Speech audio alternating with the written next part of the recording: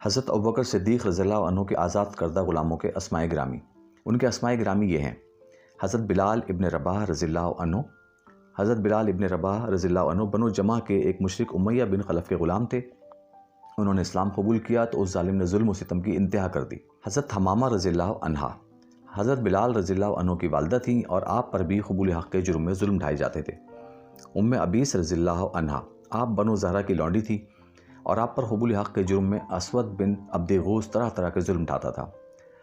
عامر بن فہیرہ رضی اللہ عنہ آپ طفیل نامی شخص کے غلام تھے۔ اسلام قبول کرنے پر طفیل آپ پر طرح طرح کے ظلم ڈھاتا اور مارتا پیٹتا رہتا تھا۔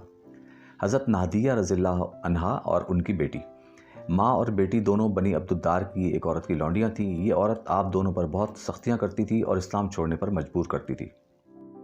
یہ کالم نور حسین افضل صاحب کی کتاب